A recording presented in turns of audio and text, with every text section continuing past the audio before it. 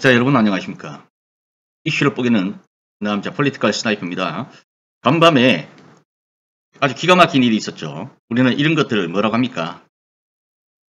야합이라고 합니다. 혹자는 단일화라고 하지만 우리 역사 속에서 보면 이것은 명백한 야합이다. 밤에 이루어진 합의, 야합입니다. 김영삼의 3당 합당이 떠오릅니다. 당시에도 그렇게 믿었던 김영삼이 철천지 원수 같은 그러한 군부 세력들과 손을 잡은 것이요. 3당 야합. 왜 그것과 자꾸 겹쳐서 떠오르는지 모르겠습니다.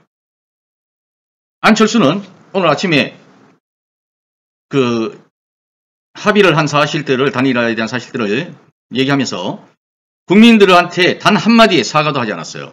자기가 내뱉은 말에 대해 가지고 책임을 못 졌으면 사과는 해야 될 거 아닙니까? 그리고 다당제에 대한 소신, 선거제도 개혁안을 제시했다. 다당제를 하기 위해서 자기가 나왔다 그랬고 끝까지 가겠다고, 완주하겠다고 국민한테 철저하게 약속했습니다. 그런데 밤에 뒤집었어요. 자, 이 소신은 그냥 쇼였다는 것밖에 안 됩니다. 그리고 대통령 선거 이후에 합당을 한다는 거죠. 국진당이랑 국민의힘이랑 합당. 그럼 사라지는 거예요. 자기가 그렇게 주구장창 외쳤던 다당제 소신 팔아먹었습니다. 이래서 우리가 야합이라고 하는 거죠. 그리고 안철수는 여러 가지 약속이 없었다고 하지만 왜 없었습니까? 반드시 거기에는 야합에 따른 약속이 이어졌을 것이다. 뭔가 차기 국무총리 자리를 줄 것이다. 이런 야합이 있었겠죠.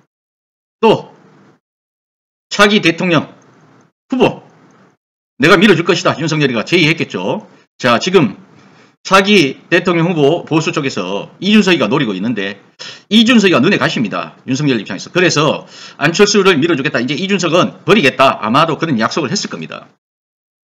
그 이상도 이하도 아니다. 국민들은 중도층은 이미 양쪽의 진영들은 진보와 보수들은 이미 결정이 다 되어 있는 상태고 중도에서 바라보고 있던 정말 이 나라가 극단적으로 나뉘어서 양극단적으로 나뉘어서 싸우는 이런 것들을 마감하고 정말 통합하는 그러한 정부를 원했던 국민들의 입장에서는 매우 실망스러운 일일 것이다. 과연 이것이 어디로 표가 갈 것인가? 실망한 사람들 일부는 윤석열이한테 갈 것이고 일부는 이재명 후보한테 가겠죠. 그리고 일부는 투표를 포기할 것입니다. 하지만 국민 여러분, 투표 포기하면 안 됩니다. 미래를 생각하고 정말 이 위기의 국가를 생각한다면 누가 더 유능하고 누가 이 나라를 잘 이끌어갈 것인지 객관적으로 정말 판단하시고 선택을 하셔야 되는 겁니다. 속아서는 안 됩니다. 이거는 야합이다. 이런 말씀을 드리면서 김영삼이 호랑이를 잡으려면 호랑이 굴에 들어가야 된다라고 했지만 김영삼은 들어가서 성공은 했죠. 안철수는 소리 소문 없이 소멸되어 갈 것이다.